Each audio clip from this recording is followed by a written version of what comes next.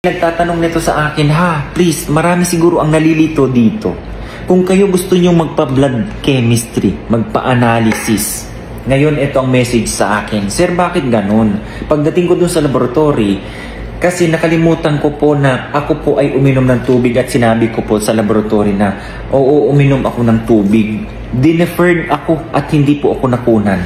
Sige nga, tanong Cubs, pwede bang kuhanan ng mga blood chemistry o blood analysis ang isang tao na nag-undergo ng fasting na uminom ng tubig? Kabayan, pwede. Pwede po Sige nga, Cubs, maghanap ka dyan ng literature, mga studies, kung bakit hindi pwede kahit tubig. Lalo na sa mga kababayan natin dyan na sobrang may katandaan na. Uhaw na. Lalo na kung may lipid profile ang inyong pinapagawa. Gusto niya lang uminom ng tubig. Painumin nyo na.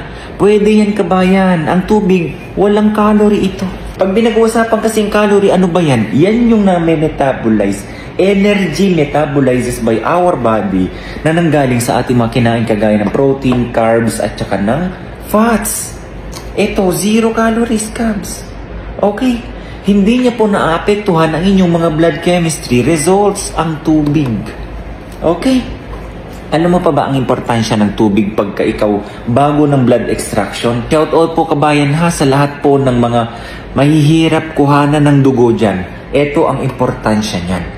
Okay? Para kahit papano, kung ikaw hirap na hirap kumuha ang medtech sa'yo ng dugo, kahit papano ay matutulungan mo siya. Dahil natutulungan ng tubig, Cubs. Okay, kung dehydrated ka, ganyan ang ugat. Pero kapag yan, medyo hydration ng konti, umuokay ang ugat mo. Nagiging prominent yan kahit papano. Okay? So yan ang isang importansya niyan.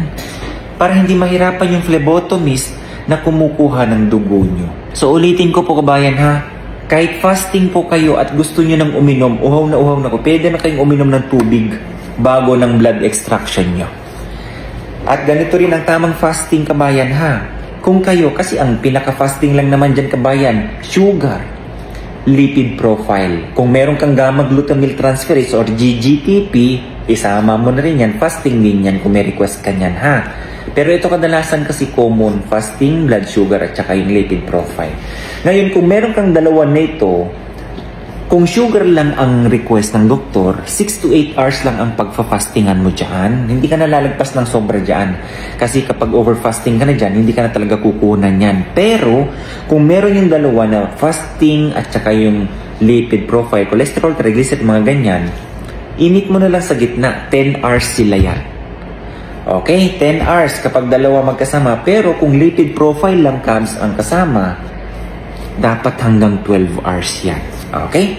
For the info lang po yan, kabayan, para at least makuha mo yung tamang results ba. Okay? So, Cubs, ulitin ko pwede pong uminom ng tubig kapag kayo uhaw na. Kawawa naman si Manang. Okay? Na medyo malayo pa ang pinanggalingan tapos nagbiyahe. Pagdating doon, nauhaw, uminom. Tapos dineferred siya ng laboratory. Okay? Pwede po. God bless everyone. Alagaan niyo po yung kalusugan niyo, Bye-bye.